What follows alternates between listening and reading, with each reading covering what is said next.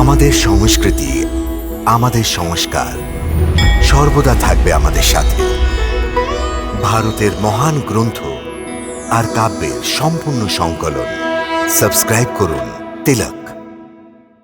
হে বাসুদেব, তুমি তো জানো যে আমি আমার মৃত্যুর চিন্তা একদম করি না।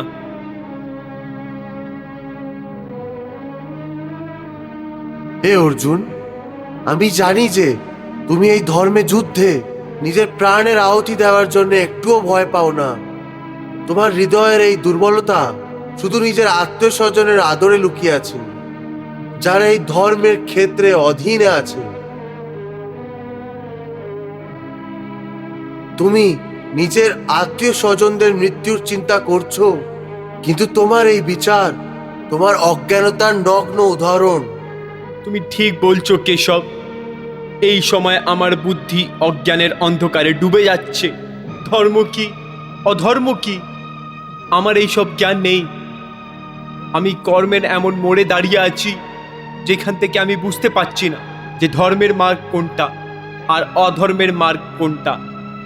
আমাকে এই অজ্ঞানের অন্ধকার থেকে বেরোবার রাস্তা দেখাও কেশব, রাস্তা দেখাও।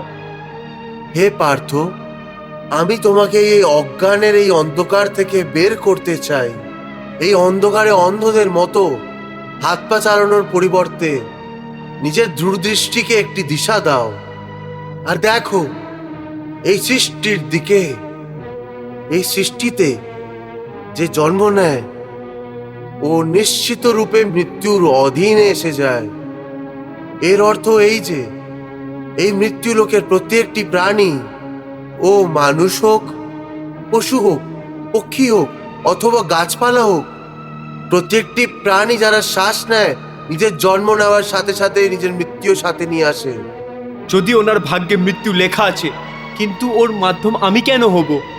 যদি পিতামার মৃত্যুর সময় চলে এসছে তাহলে উনি অবশ্যই মরে যাবেন। তাহলে আমি ওনাকে নিজের হাত দিয়ে কেন মারবো? তাহলে তুমি স্বয়ং নিজের হাত দিয়ে নিজের বিশ্ব পিতামাকে মারতে চাও না, তাই না?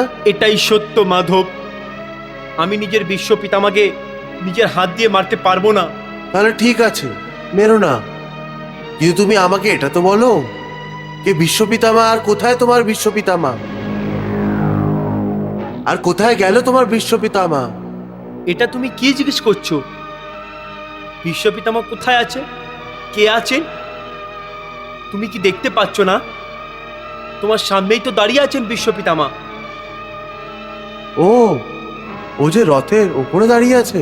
হ্যাঁ, উনিই তো। কিন্তু ও যে রথের ওপরে দাঁড়িয়ে আছে পার্থ, ওটা তো খালি বিশ্ব পিতামায়ের শরীর। আমি জিজ্ঞেস করছি যে আসল বিশ্ব পিতামা কে, কোথায় আছে? হে কৃষ্ণ, তোমার কথা আমি একদম বুঝতে পারছি না। ও যে দেখা যাচ্ছে ও বিশ্ব পিতামা না, ও শুধু একটা শরীর। এর অর্থ হলো যে বিশ্ব পিতামা অন্য কেউ? অবশ্যই, এটাই তোমাকে বোঝাতে চাইছি আমি। দেখো ভালোভাবে, দেখো ওই শরীরে যেই প্রকাশ আছে যাকে আত্মা বলা হয়,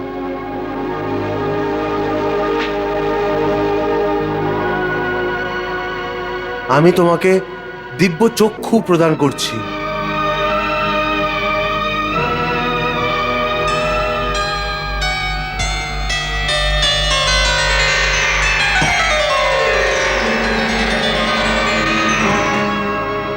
এই দিব্য চক্ষু দিয়ে দেখো ওই আত্মাকে।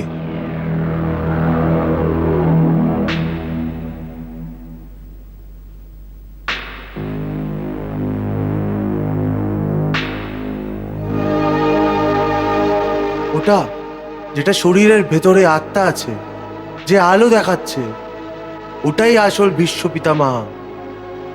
দেখতে পাচ্ছ ওনার আত্মা?